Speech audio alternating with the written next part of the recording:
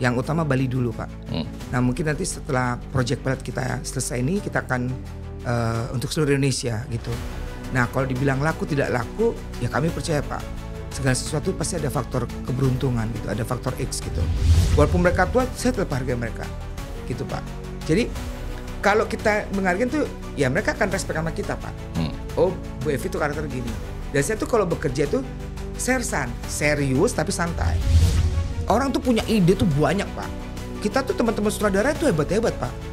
Dan orang Indonesia jujur Pak lebih kreatif daripada orang luar. Kalau ini bukan disclaimer ya, tapi menurut saya, menurut kacamata saya. Karena saya lihat teman-teman saya tuh hebat-hebat Pak. Terus film-film dari Eropa itu semua bagus-bagus Pak ceritanya.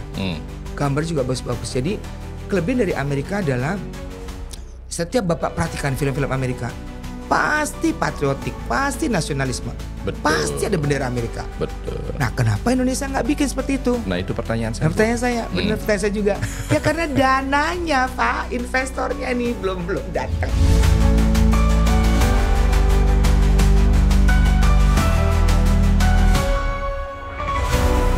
Akal sehat dimulai.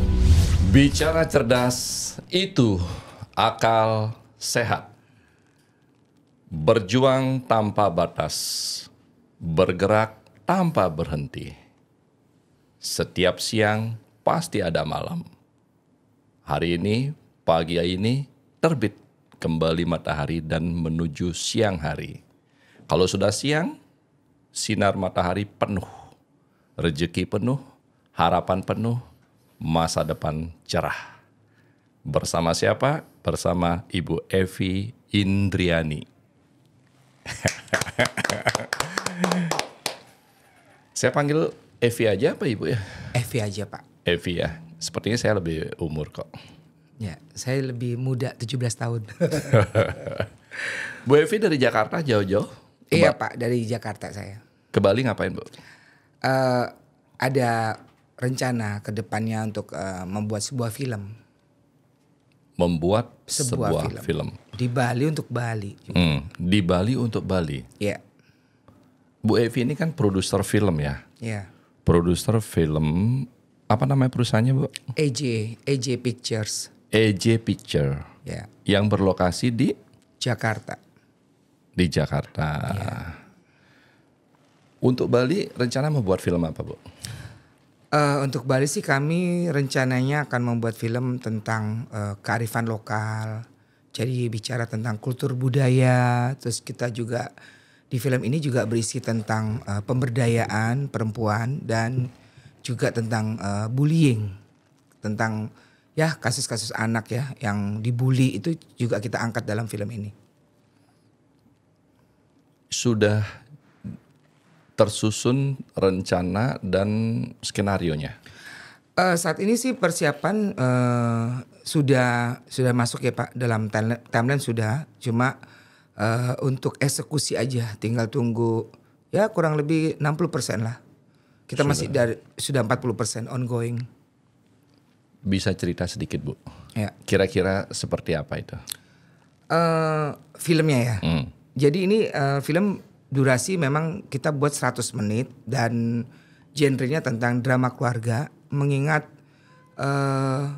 cerita keluarga ini banyak pembahasan, banyak yang bisa ngulik lah, masih bisa banyak yang dibuat sebagai alur cerita dalam sebuah film dan bisa diangkat juga true story, true event dan beberapa yang inspirasi juga itu Pak ceritanya dalam film ini. Tadi dikatakan itu Ibu akan membahas mengenai budaya, mengenai bullying, mengenai perempuan. Ya. Apa laku Bu?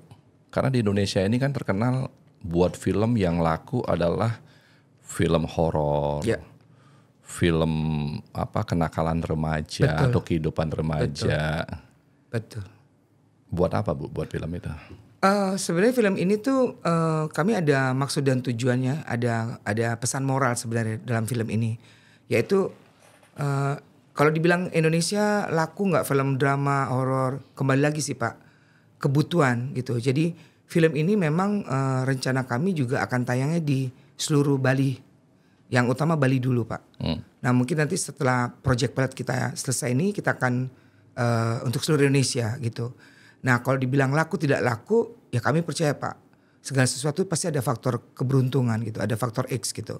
Nah saat ini memang orientasi kami adalah lebih sebagai pengingat, reminder bahwa hal ini bisa terjadi di siapa aja. Dan hal-hal seperti ini yang di film yang kami buat ini, kami produksi ini rencananya bisa membawa dampak. Jadi setiap orang nonton tuh kayak, ih ini cerita gue banget nih, ih ini aku banget nih. Gitu. Jadi yang kami harapkan penonton film yang akan nonton film kita ini adalah sesuai dengan kebutuhan masing-masing orang. Melihatnya dari sudut pandang masing-masing aja gitu. Kalau soal laku tidak laku, percaya sama Tuhan gitu Pak. Ibu dari Jakarta. Iya Pak. Asli Surabaya. Asli Surabaya Pak. Kenapa milih Bali? Bali tuh kota seni ya Pak. Jadi kenapa nggak di Bali kita memulai hal baru gitu, bicara seni kreatif gitu. Kalau seni musiknya, gamelan, budaya, baju, apalagi ya Pak, kebanyakan kan di Bali kan Hindu ya. Jadi kalau kita ngomongin seni, kita masuk dari sisi kreatifnya gitu Pak. Di sini tuh menjadi tempat inspirasi buat para sineas filmmaker tuh membuat tulisan atau skenario tuh idenya di Bali Pak. Istirahat tenangnya di Bali Pak. Gitu. Ibu Evi kan seorang perempuan ya, tidak gampang menjadi produser film. Apa yang pertama kali Bu membuat Ibu Evi jatuh cinta pada dunia film?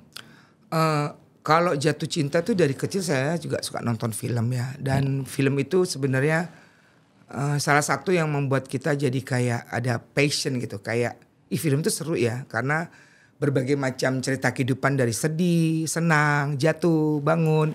Itu ada semua di film Pak. Nah itu yang membuat saya suka dengan film. Dan dalam bekerja pun ada aja tantangan gitu. Ya tantangan ada, selalu ada. Masalah selalu ada.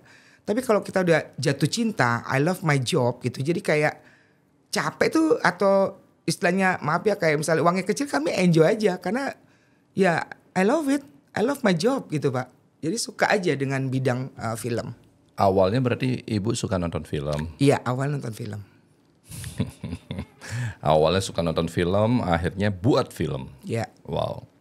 Karena dari sekian banyak tantangan di dunia produksi film yang Ibu sampaikan tadi, pasti ada momen gila atau hal yang paling gila yang pernah Ibu alami. Ada nggak Bu? Ada cerita itu nggak? Banyak ya Pak cerita dalam kita saat bekerja atau berproduksi gitu, membuat film ataupun iklan itu banyak sekali Pak ceritanya gitu. Tapi satu hal buat saya yang menarik ya kami ada kebersamaan gitu loh dari sisi kru gitu. Jadi ada bonding kami gitu. Jadi kalau dibilang suka dan dukanya ya kami lewatin bersama gitu. Dan setiap masalah itu selalu ada dalam pekerjaan apapun gitu Pak. Tapi beban ini tuh kami istilahnya apa ya kita jalani bersama gitu. Nah kalau misalnya hal-hal misalnya hujan itu selalu problemnya orang-orang film ya Pak. Tapi kami sudah mengantisipasi gitu. Plan A, plan B-nya itu seperti apa gitu Pak. Dari kapan Bu menjalani dunia ini? Saya dari tahun 2004-2005 ya Pak gitu. Jadi pertama ada prosesnya ya. Jadi pertama ya belajar dari bawah gitu. Jadi dulu saya wardrobe stylist gitu kan di Indika Entertainment. And then terus saya ya itu keliling ya Pak. Terus masuk ke membuat sebuah film tuh jadi asisten sutradara. Jadi first AD gitu. Dari film itu terus nanti kemudian kita masuk ke itu kan dari bagian kreatif. Terus produksinya kita jadi line producer. Dari line producer kita ke produser. Jadi ada beberapa tahapan dan ini proses kita tumbuh kembangnya di proses-proses ini Pak.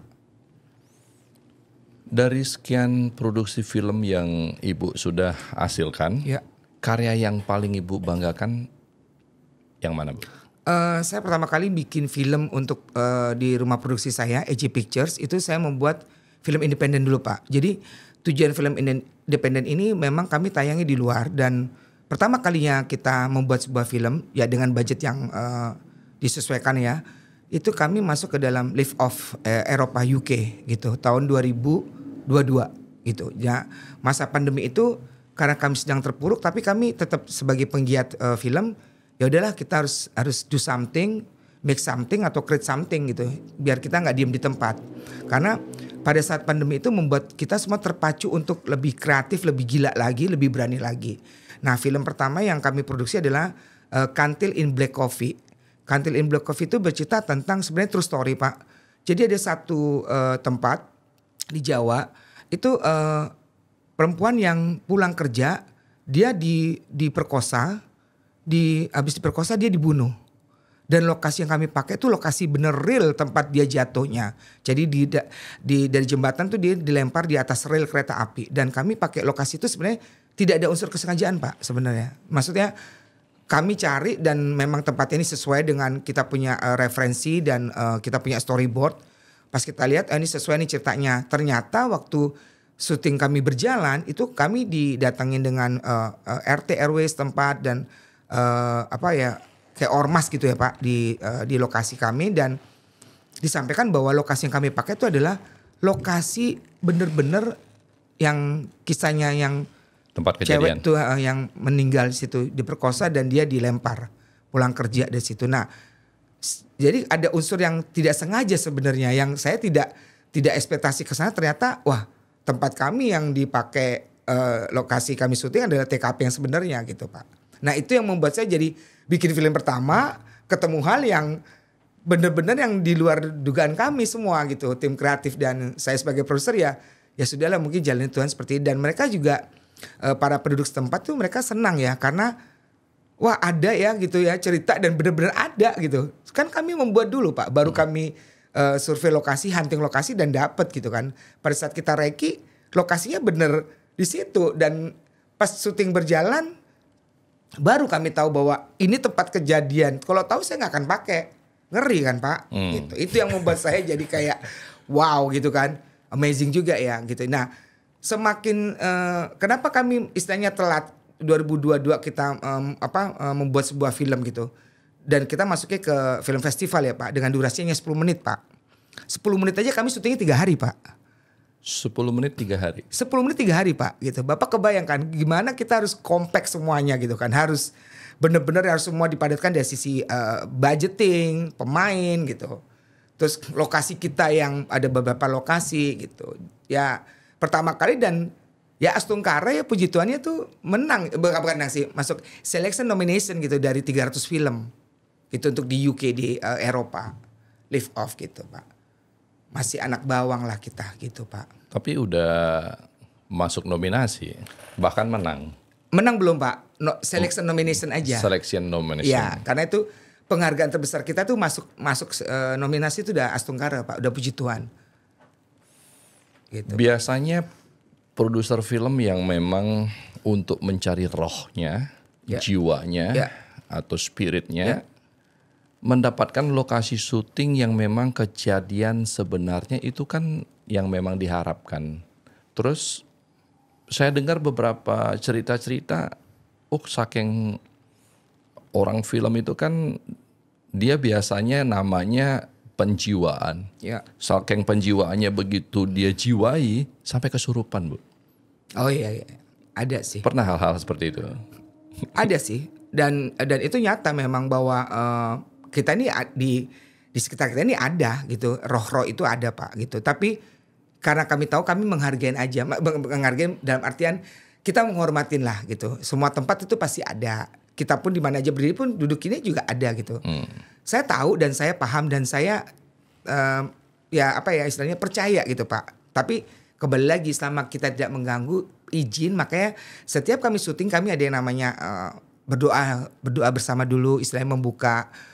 Dalam kalau kita Jawa kan banyak kan nasi kuning ya Pak, tumpeng itu sebagai ya filosofi kami lah bahwa di tumpeng itu kan ada kemakmuran, kebahagiaan bersama yang dibagi rata gitu. Jadi kita berdoa dan mohon izin untuk diberikan kelangsungan, kelancaran dalam kami berproduksi gitu Pak.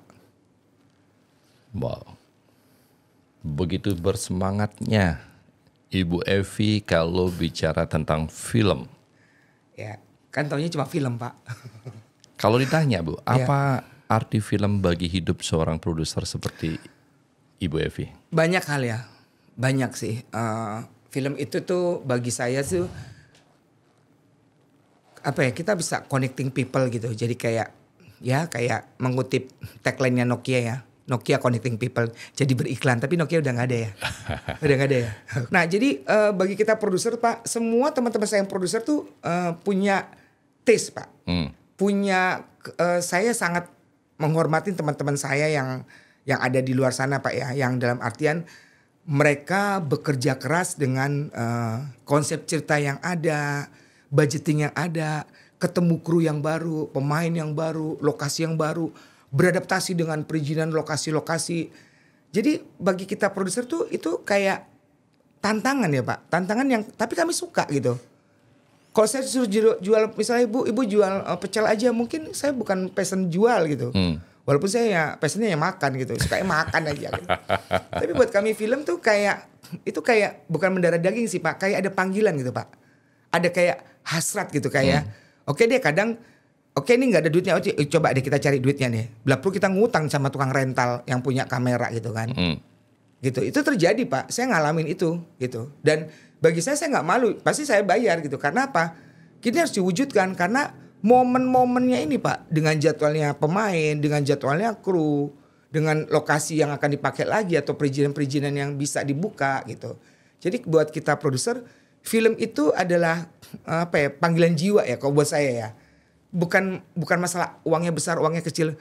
Buat saya sih selama kita kerjanya diselesaikan dengan baik, komunikasi kita baik dengan para kru, koordinasi kita baik dengan para kru dan tempat dan semua tim produksi yang support, itu kayak kayak menagih gitu Pak. Kayak yuk bikin film lagi yuk gitu.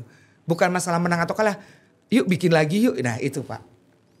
Itu berarti Ibu sudah punya yang namanya idealisme dalam pekerjaan. Idealisme ya.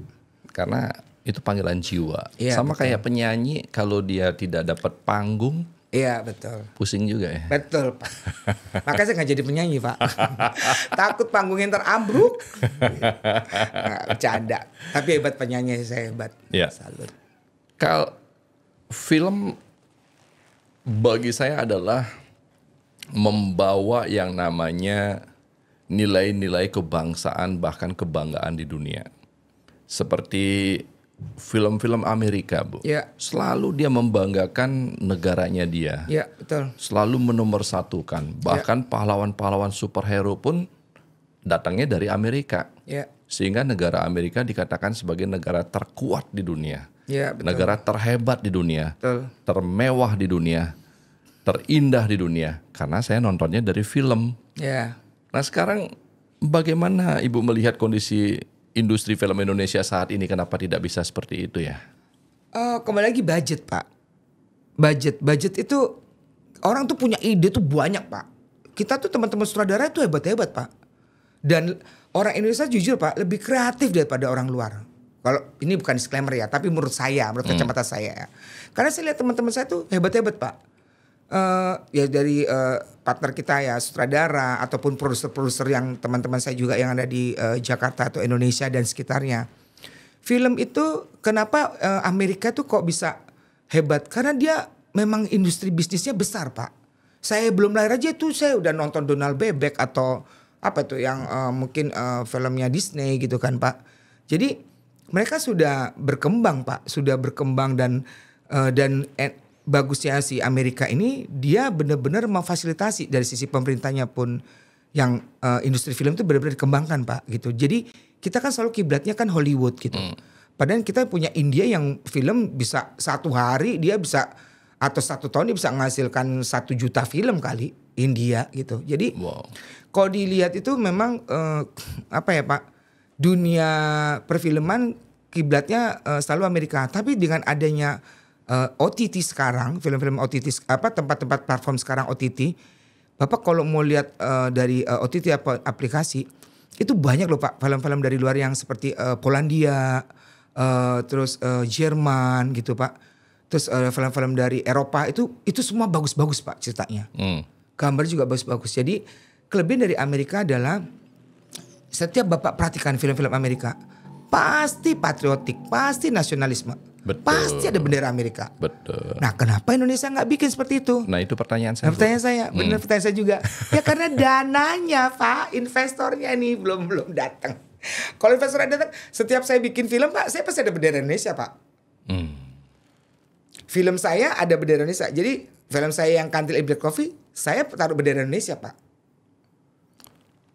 Karena itu memberikan bahwa saya orang Indonesia dan saya bangga jadi orang Indonesia. I'm Indonesian. Saya bangga jadi orang Indonesia, Pak. Karena apa?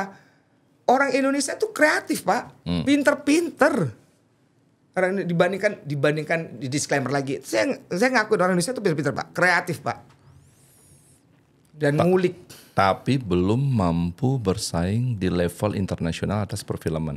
Oh, kata siapa, Pak? Indonesia sekarang sudah Busan internasional, Cannes itu udah pada masuk, Pak, film-film Indonesia, Pak. Baik, kita ada FFI kan, Festival Film Indonesia. Di Netflix apa mampu mereka? Masuk, Pak, di Netflix. Bapak nggak lihat, Bapak nonton Netflix makanya. Masuk, jadi promosi Netflix kita. Itu Bapak platform Indonesia itu sekarang masuk ke, jadi dari patokannya, Pak, dari 21 itu pasti turunnya ke Netflix. Itu film-film yang sudah box office di Indonesia.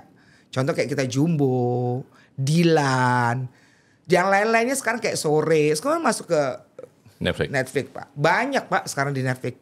Makanya Bapak satu hari tuh nonton Netflix, Pak. Lihat tuh, Pak. Saya nonton dan film Indonesia ditonton oleh anak saya. Ya. Karena saya melihat, loh, kenapa ditonton? Tapi saya kadang-kadang juga mengikuti yang namanya film horor. Ya. Banyak. Ya, Bapak suka nonton horor berarti. Karena anak saya nonton, saya ikut nonton. Oh. Drama juga bagus loh, Pak, Indonesia. Drama bagus, Bu. Makanya banyak film Indonesia kini kan diangkat dari kisah nyata atau kisah-kisah yang lagi viral di media sosial. Nah, kadang-kadang itu saya melihat apakah itu tren atau strategi bisnis ya? Sebenarnya bukan tren sih, Pak. Dulu mungkin kalau kita lihat ya mundur ke belakang ya, atau sampai sekarang 2025, horor, Pak, yang dominan. Horor tuh gampang ngejualnya, Pak, dari sisi film. Karena penontonnya, komunitasnya, segmennya tuh ada horor. Tapi kalau drama, dari drama itu harus kuat, alur ceritanya harus kuat, emosionalnya. Dan itu juga ada segmennya, tapi tidak sebesar horor, Pak. Gitu. Kalau drama itu dari kami sisi produksi, orang-orang film seperti saya nih, drama itu tuh PR-nya banyak, Pak. Yang harus dibangun tuh banyak. Kayak Bapak nonton satu kakak 7 ponakan. Si Yandi tuh kayak Sore, Yandi. Jadi dia punya karakternya memang ke drama situ, Pak. Gali dan Ratna itu. Gali dan Ratna. Ya kan dari zaman dulu kita udah nonton ya film Gali dan Ratna. ACI, Aku Cinta Indonesia. Betul. Dulu juga. Ya pasti film itu, Pak, maksudnya kalau Bapak bilang sekarang Indonesia masuk nggak? Indonesia sekarang di kancah dunia diakuin, Pak, dunia perfilmannya. Saya ini masuk yang masih masih perintis, masih bayi, masih dalam inkubasi kali, masih jalan. Yang lainnya udah di panggung-panggung internasional, Pak. Sudah galap boardnya, sudah premiernya di dunia. Film-film contoh kayak misalnya Kamlendini, sutradara perempuan, dengan suaminya Iva, produser. Itu bagus filmnya mereka. Mereka punya PH namanya Forka. Mereka yang bikin Jogja Festival gitu kan. Nah, harusnya Bali juga punya tuh Bali Festival film gitu. Ya mungkin ke depannya ya di masa Bapak Gubernur sekarang mungkin bisa diwujudkan itu. Kan para seni-seni Bali ini kan banyak, Pak, hebat-hebat. Iya. Gitu. Nah, kembali lagi penonton itu kan punya, kayak saya nih, saya suka film drama, Pak. Ngomongin percintaan, romansa, saya suka. Gitu. Karena mungkin menjadi kilas balik saya gitu waktu zaman SMA, gue nggak pernah pacar satu sih gitu, tapi nggak cocok, beda agama. Nah, gitu-gitu kan, wah sesuai nih, wah ini kayak gue banget nih, kayak gitu. CLBK. Ya, CLBK. Nggak ada, Pak, CLBK kan. Udah selesai. It's done. Gitu. Nah, jadi kalau misalnya film tergantung aja. Kayak misalnya Marvel. Saya pencinta Marvel. Anak saya juga suka Marvel. Oh, saya suka banget. Ya kan?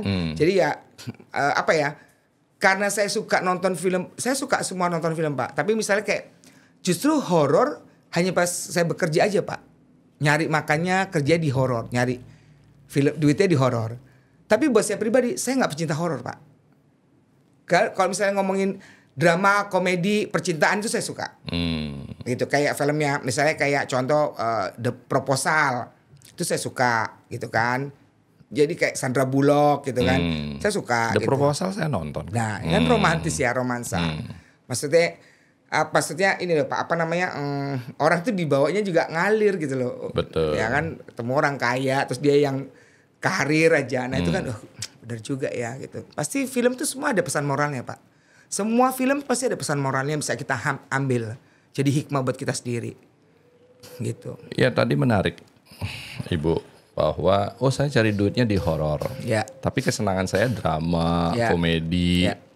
Nah sekarang Ibu kan memiliki yang namanya produksi AJ Pictures, yes.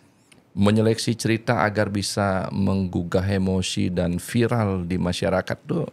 Bagaimana caranya AJ Picture menyeleksi cerita-cerita tersebut, Bu? Ini Pak, kalau dengan dengar kata viral itu saya tuh agak konotasinya kayak bagus sih ya. Tapi buat saya pribadi, film saya sukses tidak sukses, setidaknya saya sudah melakukan, sudah membuat Pak. Nah biasanya kami kurasi Pak dari cerita gitu. Jadi di dalam semua produksi Pak, maupun sehebat-hebatnya sutradara luar, sutradara Indonesia, pasti ada faktor X, keberuntungan. Kalau kita bicara ini bisa dijual atau laku atau laris atau box office sampai kejual 10 juta tiket gitu. Itu ada faktor keberuntungan Pak, momen. Faktor keberuntungan dan momen. Yes. Bukan karena kualitas cerita dan film itu bagus. Itu nomor sekian. Nomor sekian. Kalau di film, kalau menurut kacamata saya ya, karena saya nggak bisa nanti, wah lu udah kayak Rara Cenayang aja lu main, ntar bisa diklaim sama teman-teman saya filmmaker gitu. Tapi buat saya pribadi, yang saya jalanin, film itu ceritanya bagus, gambarnya bagus, lokasinya bagus, di luar negeri, di Eropa, lah bagus semua, duitnya ada. Tapi belum tentu laku Pak. Belum tentu laku. Belum tentu laku, karena ada faktor X, keberuntungan, momen. Keberuntungannya apa? Mungkin pada saat masa itu film-film lawannya nggak ada. Semuanya horor. Ini drama hadir. Ini contoh. Kan ada faktor X. Karena yang menentukan keluarnya adalah pihaknya si XX1 gitu kan. Pihaknya bioskop gitu Pak. Penayangan itu keluar dari bioskop, bukan kita yang menentukan. Karena yang di belakang itu masih ngantri Pak. Gitu. Nah yang kedua momen. Filmnya bagus. Wah udah mau viral nih. Tiba-tiba kita terjadi demo huru-hara di Jakarta. Siapa yang mau nonton Pak? Betul. Force major kan jadinya. Iya. Momen tadi. Terus kalau misalnya amit-amit ya, ciping-ciping ada gempa. Nah film siapa yang nonton Pak? Betul. Nah itu Pak. Kita punya ide yang idealnya kita. Wah film harus ditonton. Ini artis harus ternama nih. Dian Sastro, Nicole Saputra. Ya tiba-tiba terjadi force major seperti itu. Alam, nah kita gak tahu Pak. Tapi sih ya saya sih berharap film-film itu sebenarnya kayak anak-anak multimedia ya Pak. Saya kan kebetulan kantor saya itu banyak anak magang Pak. Anak-anak SMK multimedia. Buat saya pribadi, mohon maaf ya, sekolah itu penting Pak. Penting banget. Betul. Tapi bagaimana dengan anak SMA, SMK yang tidak mampu bisa kuliah Pak.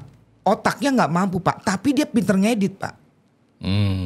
Paham ya Pak? Paham. Tapi dia ngulik nih, dia bisa membuat, tiba-tiba dia bikin animasi Pak. Dia bisa bikin 2D, 3D. Tapi dia gak bisa kuliah. Karena bapaknya mohon maaf. Ibunya seorang pembantu, bapaknya Gojek. Terus dia suruh jalur prestasi atau ini, memang pemerintah menyediakan itu. Tapi at the end, di dalam kampus pun juga akan ada bayar ini. Anak akhirnya di tengah jalan mutung. Mak, Pak, Bu, Ayah, uang buat bayar ini. Aduh duit dari mana? Stres lagi orang tua. Akhirnya mau gak mau kita menciptakan lapangan pekerjaan dong Pak. Betul. Oke kamu tamat ijazah udah ambil. Ijazah belum tebus Bu. Berapa? 700.000. Udah. Kamu tebus ijazah kerja sini. Tapi kita lihat dulu selama 3 bulan ya kinerja kamu ya. Gitu. Nah mau tidak mau kita harus membuka diri juga para pengusaha PH production house itu. Nyari cuan, nyari untung. Tapi jangan lupa. Ada hal lain yang harus kita perhatikan. Kenapa? Anak-anak yang Bapak boleh lihat ya. Kita ngomongin Bali deh. Berapa SMK multimedia di Bali? Di Jakarta juga gitu. Berapa SMK multimedia di Jakarta? Masalahnya adalah anak-anak ini kan harus PKL, siap kerja. Kalau anaknya pinter dalam arti gini Pak. Dia ngulik, dia lihat Google, dia pelajari YouTube, dia lihat aplikasi, lihat dari IG, sosial media. Ilmu itu sekarang bisa dipelajarin. Masalahnya anaknya punya niat aja nih, tapi nggak action, ya nggak jadi apa-apa. Kalau dia niat, dia ngulik, dia tahu nih, wah gue pinter di sini, wah gue bisa bikin coding nih, gambar-gambar bisa bergerak atau apapun, jadi sesuatu Pak. Nah berarti kan kembali ke anak kan. Betul. Nah bagaimana dengan kita seperti ya saya pengusaha-pengusaha swasta yang rumah produksi. Mau nggak mau anak-anak yang tidak mampu ini disiapkan tempat. Ruang buat mereka. Oke kita 3 bulan, oke kita ada proyek ini kita coba bikin ya. Kayak Jumbo. Jumbo bukan AI loh.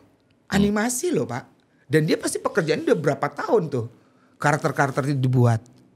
Masih ada lagi film-film lain yang bermasalah gitu kan animasi. Nah kembali lagi kalau memang seni kreatif ini atau dunia kreatif ini yang di film itu dikembangkan, ngulik aja dari anak-anak multimedia, lihat aja kemampuan mereka.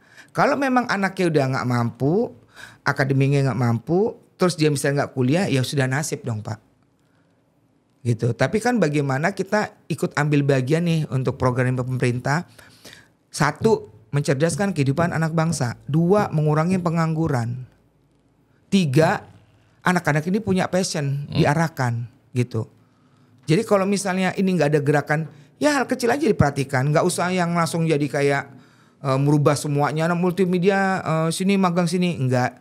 Yang deket-deket aja, yang terdekat aja. Jadi mereka nggak jauh dari rumah, terus bisa datang ke kantor atau misalnya dari sekolah bisa mensupport, memberikan pakai fasilitas gitu kan. Oke, kamu pinter tapi kamu nggak mau kuliah, nggak bisa ini atau masuk jalur prestasi, sekolah bisa membantu.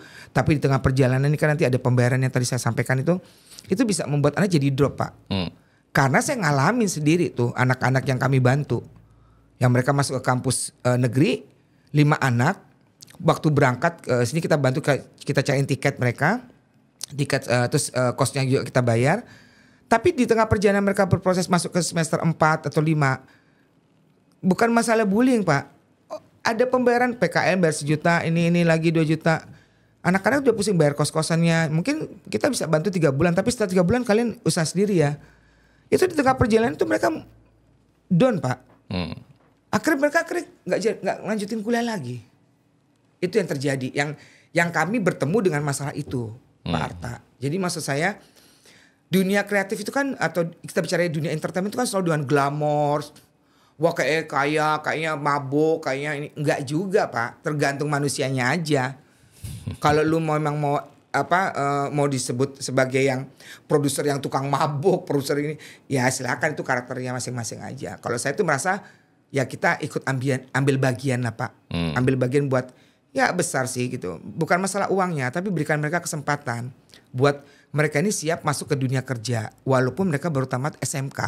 Nah, itu kan memang harapannya pemerintah kan, dan kita juga ya kalau misalnya mampu ngulik ya ayo kita arahkan gitu Pak. Wow. Karena kemarin kita ada podcast bersama Elo namanya Bu. Elo itu anak yang saat ini umurnya 26 tahun. Tapi tampangnya dia, mukanya seperti anak SMP. Baby face dong. Ya, dan dia tidak memiliki kedua tangan. Oke. Dari lahir. Ya. Kita forecast di sini dia minum teh, nulis. Ya. Dan tamatan terakhirnya adalah Brawijaya Malang ya? Iya. Bro. Brawijaya Malang Ya. Bu. Dan lulusnya dia adalah multimedia visual komunikasi. Ya. Bagus tuh. Dan cita-citanya dia adalah pingin bekerja di dunia produksi film Hollywood. Ya, bagus. Ini anak muda yang benar-benar kreatif. Hobinya adalah ya memang di laptop. Ya. Mandiri, ngekos dan lain sebagainya. Ya. Barangkali siapa tahu nanti Ibu. Kan dia udah masih kuliah Pak? Udah tamat Bu. Udah tamat. Udah lulus dia, udah wisuda juga. Lulus tahun 2023, wisudanya baru kemarin. Terus? Ya. Ya ini anak kan lagi namanya. Bukannya sudah ada yang gandeng? Nggak ada? Belum ada Bu. Kemarin kita forecast sama beliau. Oh. Dia sekarang ya mengerjakan perusahaan-perusahaan yang mau promosi atas feature video pendek. Nah dia buat itu untuk editnya. S1 ya? S1 Bu Brawijaya. Ya nanti siapa ya, boleh tahu. Lah. Ya. Ntar saya tanya Bu Temannya Cynthia. Mbak Cynthia juga. Bu Cynthia. Ntar yang tanya. Nah kembali ke ini, ke film. Ya. Tadi Ibu mengatakan produser film ya. Ya. Ibu seorang perempuan, tantangannya pasti banyak lah. Ya. Sebagai produser film perempuan di Indonesia. Ya. Bagaimana Ibu menanggapi stigma itu? Kembali lagi sih Pak ke manusianya ya. Karena kan gini, teman-teman saya juga banyak perempuan, sutradara juga banyak perempuan gitu. Jadi ini masalah gender ya Pak gitu. Bukan masalah sok-sok kuasa gitu, enggak. Tapi kembali lagi Pak, masalah Karena kan mohon maaf saya potong. Iya. Karena kan Dominan cowok. didominasi oleh laki-laki. Iya betul. Ya. Untuk produser film itu. Iya betul, korek ya. Saya tuh pernah Pak waktu kami produksi waktu kami bikin iklannya BPN tuh, iklannya pertanian, kami syuting di daerah Anyer, semuanya cowok dan banci Pak. Saya sendiri yang perempuan. Tapi kembali lagi Pak, maksudnya gini, mereka ini kan partner ya, maksudnya ya walaupun ada yang tua, ada yang muda, ada yang banci, maksudnya bagi saya ini partner. Dan lepas dari itu kan kembali lagi Pak, kita ini sama-sama manusia Pak. Betul. Gitu. Jadi kalau kita dari awal sudah membuka diri kita yang mohon maaf ya, yang kegatelan atau apa, ya Anda akan berhubungan dengan yang kegatelan-kegatelan yang lain. Tapi kalau kita sudah membuat barrier bahwa saya seorang profesional, jadi dalam artian saya seorang ibu, saya punya anak, saya juga nggak ingin menghancurkan masa depan anak saya atau perusahaan saya gara-gara tidur cuma 5 menit itu, aduh Pak, amit-amit cimi-cimi itu buat saya kita sendiri dari kitanya manusianya. Kita sendiri yang membuat itu. Kalau memang lu gampang terbuat ya silakan gitu. Tapi kalau memang gua kerja, kita sama-sama, saya ngargain Anda harus hargain saya. Dan setiap saya bertemu dengan kru-kru yang baru, itu kan partner-partner kerja kami yang baru, saya menghargai mereka. Walaupun mereka muda, saya tetap hargain mereka. Walaupun mereka tua, saya tetap hargai mereka. Gitu Pak. Jadi kalau kita menghargai itu, ya mereka akan respect sama kita Pak. Oh Bu Evi tuh karakter gini. Dan saya tuh kalau bekerja tuh sersan, serius tapi santai. Bebas tapi sopan. Gitu Pak. Karena buat saya attitude is everything gitu. Jadi kalau memang kita gak punya etika sama siapa aja, ya kita akan gak dihargain orang. Gitu Pak. Dari kita sendiri lah gitu. Perempuan itu kuat Pak. Iya. Seorang ibu loh kita ini. Perempuan itu adalah kuat. Sersan, serius tapi santai. Yes. Tapi yang mau saya tanyakan ini tidak sersan Bu. Oke.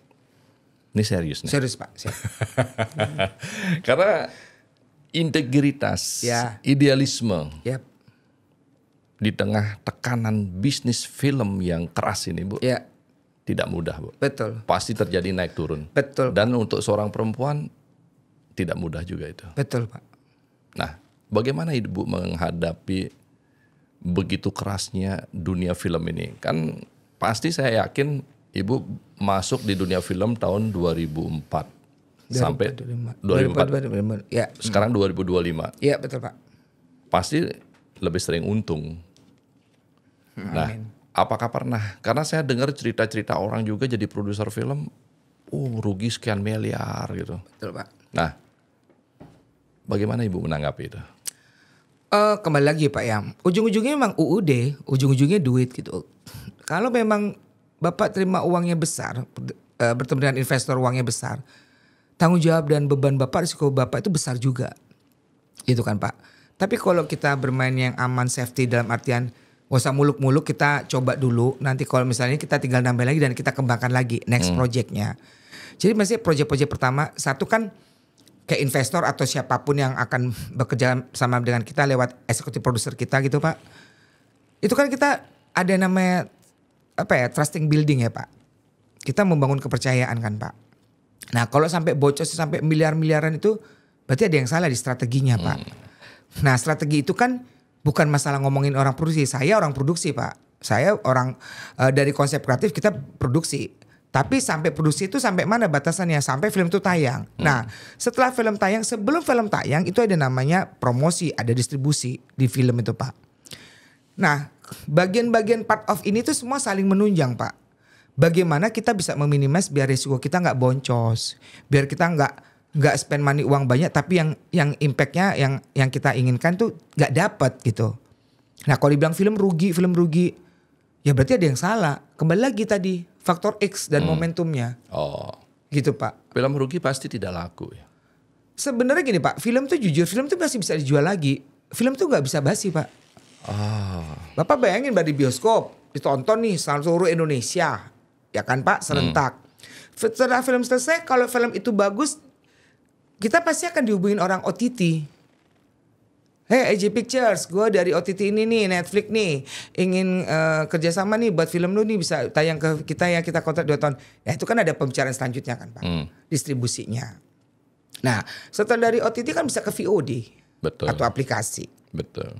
Jadi film tuh nggak basi. Punya pasar banyak Bu ya. Punya tempat untuk dimarketkan di banyak tempat dan di banyak waktu. Iya betul. Harusnya film itu ruginya tipis. Ya tergantung. Kalau dia misalnya produksinya, misalnya contoh produksinya dari 5M terus dia tiba-tiba hari Kamis terus film diturunin dari bioskop, ya Anda rugi.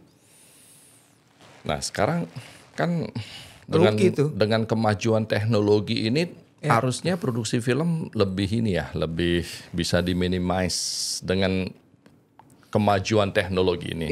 Karena sekarang banyak perdebatan yang sering saya dengar, perdebatan tentang AI dalam perfilman Bu. Menurut Ibu itu ancaman atau peluang bagi kreator film seperti Ibu? Kalau menurut saya pribadi ya sebenarnya bukan ancaman sih Pak AI itu. Karena kan mau nggak mau kita harus dengan adaptasi kan Pak. Karena kan animasi sekarang tuh kayak kan sekarang banyak tuh studio animasi ya sekarang. Jadi yang tadinya dulunya film animasi itu mahal, maksudnya kita kalau mau pakai apa-apa mahal, sekarang masih bisa diturunin harganya. Sebenarnya tergantung kitanya aja, kebutuhan kita. Misal dalam konsep film saya itu saya full animasi, ya pasti mahal budgetnya. Karena animasi kan pembuatannya nggak bisa 1 hari 2 hari, bertahun-tahun. Tapi dengan adanya AI bisa jadi cepat. Gitu Pak. Jadi tergantung kitanya aja. Animasi lebih mahal Bu ya? Animasi mahal Pak. Apa yang bikin dia bertahun-tahun? Karena gini, satu karakter itu kan dibikinnya dengan satu timnya dia bisa 12 atau 50 orang Pak. Satu karakter. Di Bali ada animasi. Di Bali ada studio animasi. Nah Bapak harus undang mereka tuh biar Bapak tahu kebayang mereka angkanya. Dan mereka tuh ngerjain satu karakter itu bisa 15 orang Pak. Nggak kebayang kita. Nah Bapak kapan Pak Arta datang dan ada kok nanti saya ada orangnya yang animasi di Bali. Bapak datang ke studio mereka, Bapak kan lihat. Di Jakarta juga ada. Gitu jadi gini, banyak orang pikirnya animasi itu gampang, animasi itu harus detail Pak kerjaannya. Dan itu nanti ada orang yang part of yang paham tentang spesialis animasi sendiri Pak. Gitu Pak. Gitu jadi kalau memang Bapak ini undang mereka orang animator. Boleh Chan. Dinut nanti. Nanti ada yang saya kasihin nomor teleponnya. Orang yang di Bali, anak Jakarta masih muda. Akhirnya menikah di sini, tinggal sini. Orang tinggal di Bali. Jawa, tinggal di Bali. Coba Bu, saya kan orang konsultan bisnis ya. Berarti kalau kita bicara bisnis, pasti yang namanya tidak bisa lepas dari produksi atau materi yang akan kita hasilkan, atau produk yang akan kita hasilkan. Setelah itu bicara manajemen. Di mana ujung tombaknya? Ujung tombaknya letak pada market. Berarti sebelum market perlu ada namanya proses marketing. Saat ini kan film-film lokal kini mulai mengguncang Netflix lah, yang seperti Ibu sampaikan tadi. Dan ada festival film-film luar negeri yang Ibu sampaikan tadi itu. Terus Ibu punya nggak rahasia atau tip supaya film Indonesia ini bisa tembus di dunia internasional, bahkan di Netflix pun ya sekarang sudah banyak, tapi apa rahasianya supaya benar-benar ini mampu berkompetisi? Kalau dibilang rahasia tuh sebenarnya bukan rahasia lagi atau sih Pak. Atau tips gitu ya? Ya mungkin saya juga bukan orang yang banyak senior-senior saya yang produser-produser yang sudah go internasional Pak, yang saya sangat respect dan hormat lah ya sama mereka gitu. Karena saya masih rintisan sih. Masih belajar gitu.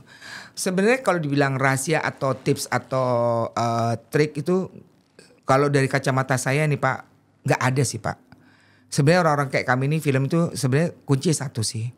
Bagaimana kamu berkomunikasi dengan baik, berkoordinasi dengan baik. Itu aja dulu Pak dipahamin. Berkomunikasi dengan baik, dan berkoordinasi dengan baik gitu. Karena kita ini kan bertemu atau akan bekerja sama dengan seorang sutradara nih Pak ya. Jadi sutradara itu yang kalau dia memang belajar di sekolah film itu lebih bagus. Tapi juga ada juga yang otodidak gitu kan Pak. Nah kembali lagi nih, pada saat kita membuat film, sutradaranya harus benar-benar paham dan tahu apa yang mau dia kerjakan.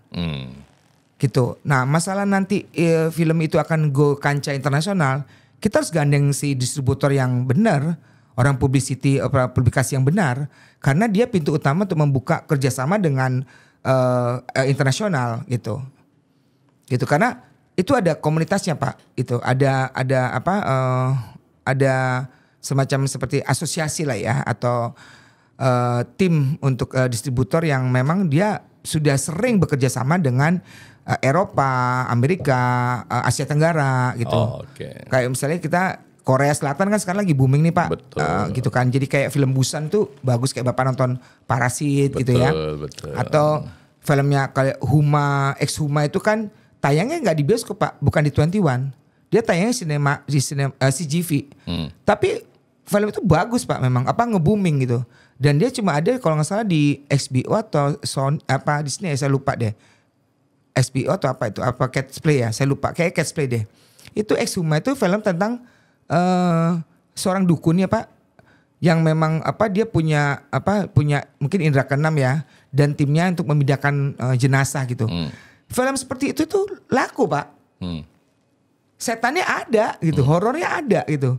Tapi bagaimana cara ngemasnya? Makanya saya bilang kalau sutradara yang pinter, paham, itu film yakin walaupun budgetnya kecil bisa tembus ke internasional dan semua orang bisa nikmatin. Gitu Pak. Tapi kalau dari sisi kacamata saya ini ya, orang boleh idealis boleh Pak. Tapi buat saya tuh gini, Indonesia ini kan hebat ya, luas ya Pak. Saya aja belum pernah ke Papua Pak. Bapak udah pernah ke Papua belum? Papua belum Bu. Nah, padahal itu Indonesia ya Pak. Betul. Bapak udah pernah ke Flores belum? Flores sudah. Di mana Pak? Flores di kotanya Bu kita. Di kota Flores ya. Saya udah pernah ke Flores Pak. Di Desa Reo. Flores Barat. Paling ujung 8 jam dari Labuan Bajo. Bapak udah pernah ke Kalimantan IKN belum? Belum. Saya juga belum. Rencana kemarin. Tapi saya belum. Nggak jadi ya. Nah, ya maksud saya gini. Sebenarnya kalau misalnya mau ngulik, nggak usah muluk-muluk dulu lah Pak. Anak-anak multimedia SMK yang sekarang orang antusias Pak. Anak-anak tuh antusias dengan namanya film Pak. Itu kalau serentak ya, semua di daerah, kita ada 38 provinsi ya Pak Arta. Benar tidak? Betul. 38 ya Pak. Itu kan semua ada sekolah namanya SMK multimedia kan Pak. Itu tuh ada bakat, talenta yang masing-masing ini mereka bisa jadi sineas gitu. Maksudnya buat filmmaker ini mereka pasti bisa. Sekarang udah ada handphone kan, mereka TikTok. Ya kan vlog-vlog kan. Gak ada mukanya tapi suara misalnya. Ya kan Pak. Atau super tulisan-tulisannya aja gitu kan. Nah itu kan bisa dipelajarin semua Pak. Jadi kalau kita mau jadi sesuatu, atau maksudnya ya itu harus sesuai dengan keinginan kalian. Passionnya kalian. Passion tuh kalau katanya kemarin mengutip kemarin pas meeting sama teman saya satunya itu, passion tuh penting loh Kak. Passion tuh bener. Waktu kita pandemi ngurus-ngurus ikan koi, tiba-tiba di videoin cara kasih makan ikan koi yang ini. Jadi duit Pak, jadi cuan. Dan ilmu kan bisa dipelajari yang tadi saya bilang. Bapak bisa Google, tanya AI, Meta. Ya kan Pak? Sekarang tuh semua mudah dan gampang, bisa dijangkau, bisa dipelajarin. Tinggal manusianya aja mau apa enggak. Kalau lu dasarnya malas ya malas aja udah. Gak bakal bisa kaya. Tapi kalau lu keluar, lu ngulik, nongkrong tuh jadi duit Pak. Bapak nongkrong keluar suntuk dari rumah.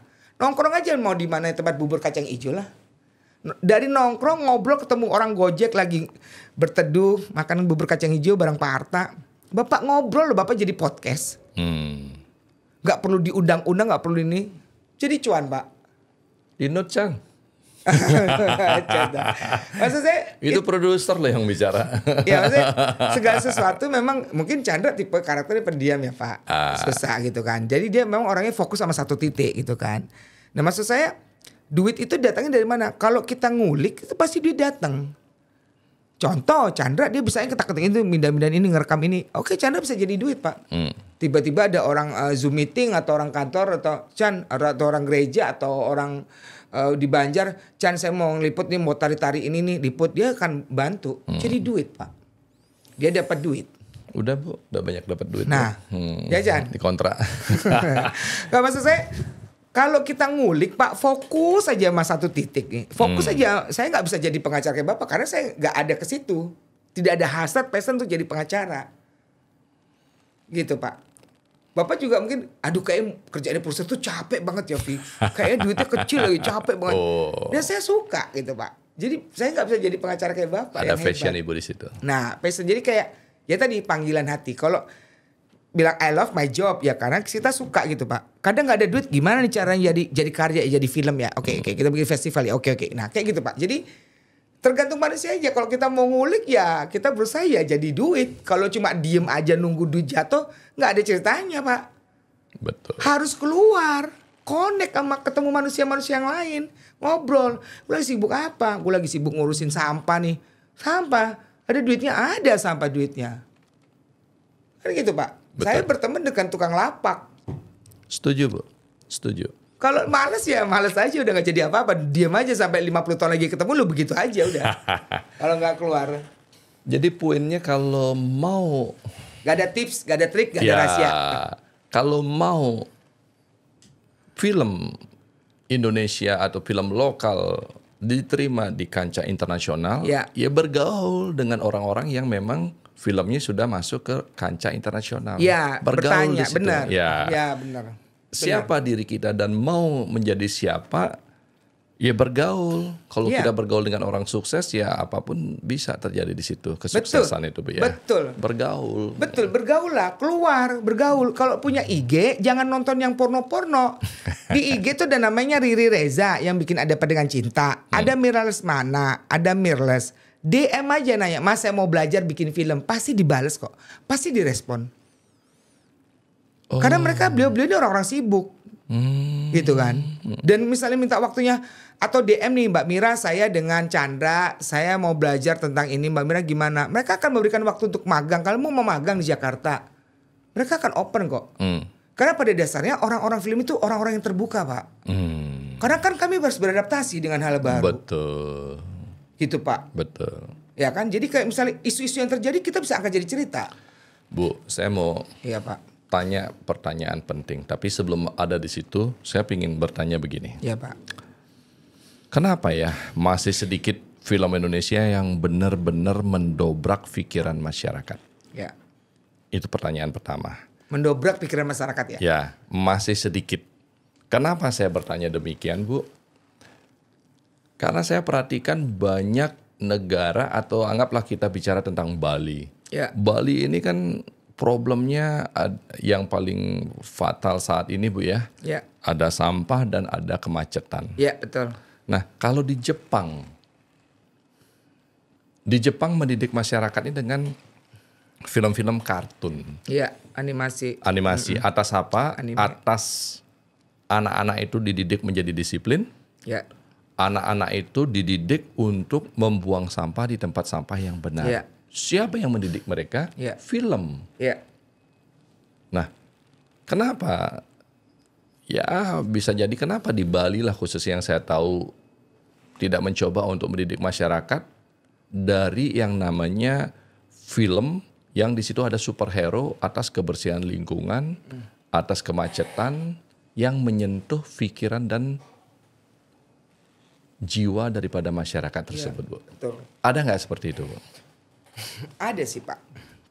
Cuma gini, kalau saya sih, saya juga bukan orang pintar kali ya, sebenarnya bukan urusan saya juga sih, tapi menjadi urusan saya karena kembali lagi Pak Peka ya. Gini, tadi kita jawab dulu yang satu tuh yang mendongkrak masyarakat ya Pak, pemikiran masyarakat ya. Betul. Nah, salah satu yang akan film yang yang akan lakukan di Bali ini salah satunya itu Pak. Mendongkrak pemikiran orang-orang di yang di masyarakat. Gini, bullying kayak Bapak kemarin baru kejadian 57 ya, sekolah yang di Kelapa Gading yang dia ngebom itu, dia menembak itu ya. Yeah. Itu kan sebenarnya nih anak simpang siur lah ya, tapi kita lihat satu sisi. Dia dibully, Pak. Dia dibully bertahun-tahun, dia dibully, Pak.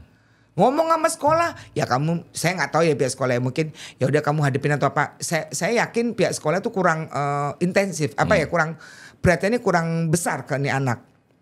Mungkin kalau misalnya kalau ada anak dibully, mungkin ya Pak, kalau kita bikin film diputarkan di sekolah gitu, jadi akan looping apa? Bully harus dilawan, gitu. Kalau nggak lapor ke siapa? Itu salah satu contoh itu anak menjadi hebat karena game atau film.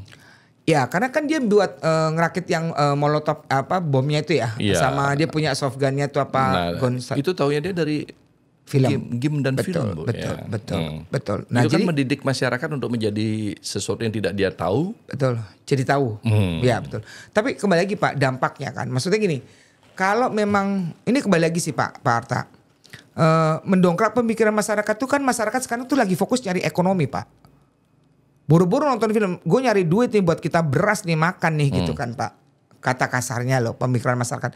Mungkin saya mewakilin lah ya satu. Orang-orang sekarang tuh mikirnya hari ini mau masak apa, duit dari mana. Jangan kan ngomong besok, hari ini loh Pak. Gitu Pak. Terus saya bilang ya kalau misalnya memang kenapa saya selalu suka banget dengan film-film yang kisah nyata aja. Kayak yang realita yang ada aja. Karena apa? Itu sebagai pengingat Pak di film. Makanya tadi Bapak bilang di Jepang tuh dengan anime buang sampah, terus anime lucu-lucu nari-nari, terus gitu.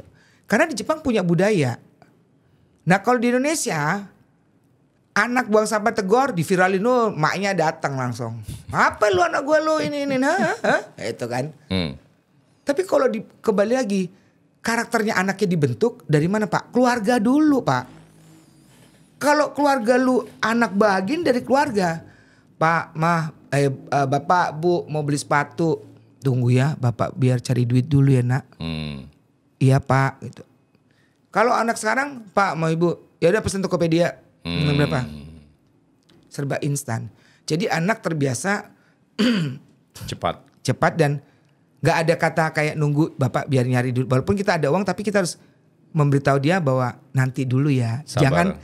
Jangan apa-apa minta. Nah, jadi semua faktor utama dimana? Akhlak budi pekerti di keluarga Pak. Kalau bapak ibunya nggak tegas ngedidik anak, orang tua nggak tegas memanjakan dengan uang, anaknya jadi apa? Kita bisa lihat.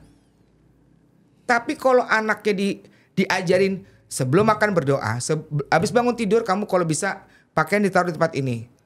Atau bisa di tempat pakaian kotor, jangan ditaruh di lantai atau apa, taruh tempat pakaian kotor. Hal kecil, tapi itu akan punya efek Pak, buat si anak di kemudian hari. Gitu Pak. Nah Jepang budaya begitu Pak. Jadi kalau dibilang Jepang sama Indonesia beda banget Pak. Dan kita untuk merubah itu langsung kayak Jepang harus bersih, nggak bisa. Mulai dari rumah dulu. Habis makan ya buang sampah. Rumah ini kan bukan terminal, ada aturan di rumah ini. Di sekolah ada aturan, Senin sampai Jumat anak sekolah. Sabtu sama Minggu anak di rumah sama kita keluarga. Kalau kita ke gereja ya gereja, ibadah. Kalau anak diajarin sebelum makan berdoa nak, kelihatannya sepele. Tapi kan itu hal yang baik Pak untuk diajarkan. Budi pekerti itu di rumah, bukan di sekolah. Terus sekolah dituntut untuk ngajarin anak kita untuk pinter, paham, ngerti.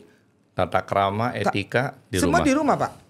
Moral tuh di rumah Pak. Dan menjadi sukses orang itu dari rumah. Dari tata krama. Rumah. Sekolah itu tempat pembelajaran, pengembangan diri, bersosialisasi, ilmu akademiknya dilihat gitu. Maksudnya karena mau nggak mau karena kamu butuh ijazah. Betul. Gitu. Tapi kehidupan yang benar ya di rumah. Bagaimana kamu berkomunikasi di meja makan. Kalau nggak ada meja makan di lantai makan bareng tuh ngobrol. Membuka diri ngobrol cerita. Nah hari ini ada apa nak sekolah nak? Ya mam tadi aku cerita ini mam. Aku tadi ini Orang mam. tuanya sibuk Bu. Nggak sempat ngobrol. Saya sibuk Pak. Tapi bisa kan satu hari saya ngobrol sama anak saya telepon. Bukan berarti saya sempurna, enggak juga Pak. Saya juga bukan ibu yang sempurna. Tapi bagaimana membiasakan diri Pak. Itu nanti secara nggak sadar Pak. Nah ini yang saya maksudkan Bu. Jujur aja Bu. Saat ini di Bali kan belum, saya lihat belum solusinya belum benar-benar nyata ya. Atas sampah dan macet kemacetan. Ini. Dampak sampah sudah kita rasakan kemarin waktu banjir dan ada orang meninggal. Iya betul. Ya mumpung Ibu di Bali gitu ya. Siapa tahu Ibu bisa membuat yang namanya sebuah cerita. Karena tadi Ibu kan bicara durasi 10 menit saya bisa masuk nominasi mau menang itu film. Untuk membuat cerita-cerita film tentang mendidik anak atau budaya kebersihan dari rumah, disiplin dari rumah, bawa ke masyarakat, dampak anak ini ke depannya seperti apa kalau memang mengikuti itu semua, dan dampak dari kalau mereka membuang sampah semuanya di situ dan lain, atau apalah skenario film itu, dan ya diajukan kepada pemerintah provinsi, Bu, mungkin kita bantu itu nanti untuk karena ini kita perlukan, Bu. Ini kita perlukan. Saya sempat bicara begitu tapi belum realisasi sampai sekarang ya. Okay. Karena siapa sih yang tidak nonton film pendek, Bu? Iya. Semua nonton film pendek. Ya, betul. Nah, saya pikir dari anak-anak lah kita mulai untuk menjaga kedisiplinan itu, Bu, ya. Betul. Setuju, dan saya. Film adalah langkah yang memang sangat tepat saat ini. Pertanyaannya, siapa yang tidak nonton film? Setuju, Bu, ya? Ya, setuju. Nah, kalau seandainya AJ Picture nih, Bu, ingin membuat film tentang Indonesia Ya. ke depan, Ya. film apa yang Ibu akan buat? Saya tentang penari. Penari. Penari itu buat saya suka, Pak. Joget tuh saya suka. Maksudnya kayak bisa datang ke gini. Image-nya clubbing itu kan transaksi narkoba, mabuk, nggak juga ya, Pak, gitu. Jadi kita perlu satu kayak keluar gitu dari zona kesibukan kita gitu. Kita kayak merelaksasi sebenarnya, me time.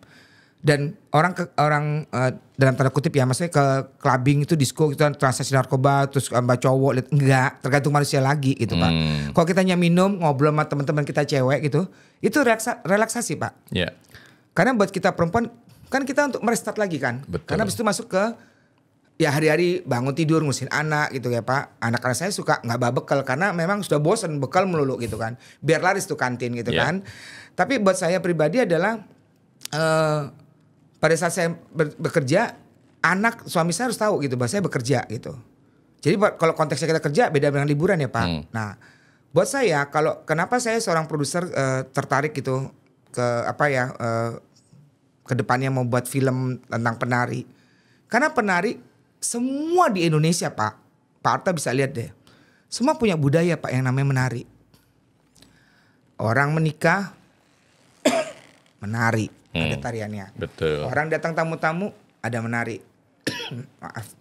Ada orang yang meninggal ada tariannya. Nah, kalau kita bikin sebuah film, mungkin nanti AJ Pictures ataupun nanti teman-teman yang lain yang lebih hebat dari saya. Chan, kasih minum. Ini udah. Itu kan bisa membuat cerita tentang penari, Pak, yang bisa go internasional. Ya. Gitu ya, penari, karena penari itu banyak budaya dari makeup, baju yang bisa dipakai. Gatel. Itu banyak, Pak, pengetahuan yang bisa kita dapatkan dari film. Bisa pengetahuan tentang sejarah dan bisa tentang pengetahuan tentang etika, budi pekerti, dan menanamkan kebaikan-kebaikan dari film. Bu Evi, apa yang Ibu bisa sampaikan kepada generasi muda yang pingin terjun di film tapi takut gagal? Dan apa yang Ibu bisa sampaikan kepada pemerintah? Apakah saat ini sudah mendukung perfilman kita? Dan apa yang Ibu sampaikan kepada masyarakat di Indonesia bahwa film Indonesia seperti yang Ibu sampaikan tadi tidak kalah bagusnya dengan film asing? Ya, mungkin untuk mungkin anak-anak dulu ya, Pak ya. Sebelum ke pemerintah, saya ngeri juga kalau ngomong pemerintah. Kalau anak-anak sih gini, mulai aja dulu, Pak. Seperti tagline-nya itu. Mulai aja dulu, karena gini, banyaklah temen. Karena temen itu rezeki, aset nantinya ke depannya. Jadi kalau cuma di rumah mungkin kembali lagi ya, kalau memang itu anaknya karakter introvert, itu beda, susah, Pak. Tapi kalau kita emang ingin maju ke depan, nambah wawasan, bertemanlah dan sering keluar tuh bukan berarti negatif ya, tapi yang berbobot gitu. Maksudnya berbobot tuh keluar tuh ada tujuan. Jadi keluarnya nggak jelas gitu. Jadi kalau misalnya anak-anak muda tuh belajar lihat reference gitu, lihat YouTube, film-film dilihat. di rumah. Terus kayak misalnya aplikasi ataupun Instagram, sosial media ikutin. Jadi di situ tuh ada ilmu sebenarnya bisa kita ambil. Jadi kalau misalnya tergantung kalian misalnya yang suka dengan dunia AI ya, AI gitu kan. Nanti akan kelihatan tuh AI-nya itu kalau di IG kan keluar tuh Pak gitu kan. Kalau apa yang kita tonton, YouTube juga bisa ngulik gitu. Bagaimana cara membuat animasi yang baik gitu, bisa ngulik. Contoh yang itu, yang kasus bullying dia bisa membuat bom gitu kan. Nah jadi kalau misalnya anak-anak muda sekarang, ya mulai aja dulu apa yang kalian suka. Dari yang kalian suka itu, kalian teruskan aja, fokus aja satu titik. Karena dalam proses kalian menuju satu titik itu, di situ kalian akan berkembang, ketemu masalah baru, tapi ada solusi baru. Ketemu masalah baru, ada solusi baru. Tapi kalau hanya diam di tempat, terus dulu harus ngerti, terus harus pinter, gak akan jadi apa-apa. Jadi lebih baik mulai aja dengan apa yang kalian sukain, yang dari kalian suka aja, teruskan aja, fokus aja, gitu Pak. Nah kalau buat pemerintah nih, mungkin kalau buat pemerintah untuk Bali aja kali ya Pak ya. Boleh. Balik sebelum ke film. Jadi mungkin yang sampah dan kemacetan gitu. Mungkin ya dari pemerintah harus ada edukasi. Mungkin capek juga kali Pak pemerintah edukasi. Jadi kasih teguran keras aja Pak. Jadi semua tempat itu kalau misalnya saya perhatikan semua titik ya mungkin kerjasama dengan pihak Polri ya, polisi ya untuk ngatur jalur gitu kan. Dan sama sampah. Sampah itu kalau bisa sebenarnya bukan masalah Bali aja sih Pak. Seluruh daerah mungkin sama kayak Jakarta juga. Betul. Sampah itu kalau bisa Pak, truk-truknya kayak kita lihat di Jepang ya Pak. Truk-truknya kan mengkilat gitu. Bagus-bagus gitu Jepang. Truknya aja bisa buat ngaca. Karena itu merefleksikan diri kita gitu. Kalau lihat truknya Jepang lewat itu. Tapi Jepang itu rutin Pak. Jadi dari pemerintahnya juga Pak. Sampah-sampah itu harus tertib diambilnya. Saya gak tahu pembuangannya. Mungkin apakah nanti ada bank sampah yang akan diolah jadi pupuk. Ya kan sekarang banyak pupuk-pupuk apa yang dari sampah yang pengolahannya. Kemarin kebetulan saya juga dari TPPS Bandung Pak. Sampah dikasih kohe, kotoran hewan jadi pupuk. Yang basah dipilah. Nah nanti yang kuman yang sama kotoran manusia juga ada dikelola. Jadi memang dari titik pembuangan sampah akhirnya ini ada pengelolaannya gitu. Ya kerjasama dengan banyak kok sekarang pupuk-pupuk tempat sampah yang diolah jadi pupuk Pak. Banyak sekali. Nah mungkin pemerintah harus bisa bekerja sama untuk membangun kerjasama yang baik dengan saya kata dari ITB atau dari pihak yang sampah-sampah yang sudah bisa mengolah sampah dengan baik gitu Pak. Jadi ada mesin sendiri Pak yang akan bisa buat ngolah menjadi pupuk. Nah itu satu. Yang kedua buat apa Pak? Yang ketiga masyarakat buat, Indonesia. Nah film ya Pak. Ya. Buat masyarakat Indonesia kalau kita film itu sebenarnya ada di sekitar kita sih. Kalau kita ingin bercerita soal kehidupan kita atau teman kita atau sahabat kita, nanti namanya disamarkan gitu. Jadi kalau misalnya mau tertarik sama dunia film ya mulai aja dari handphone, cita-cita gitu tentang teman. Diambil dari handphone juga bisa kok. Mulai aja dulu nanti posting di IG. Pasti akan bisa udah makin banyak nih cita-cita. Nah di situ kalian udah menjadi seorang filmmaker. Coba aja dulu gitu ya. Gak usah takut gagal atau aduh gak berani. Mulai aja dulu gak apa-apa kok. Saya juga masih belajar. Takut, ngapain takut? Kalau misalnya kita sama-sama kok. Buat film itu kan sama-sama Pak. Ada sutradara gitu kan. Ada kameramen, ada DP gitu. Ada art director. Jadi sama-sama nih kita bawa karyanya gitu. Gak usah takut, mulai aja dulu. Gitu. Mulai aja dulu. Sesuatu yang kita mau berawal dari mulai. Bisa atau tidak bisa, dalam perjalanan kita bisa belajar. Film bukan sekedar hiburan, tapi cermin jiwa bangsa.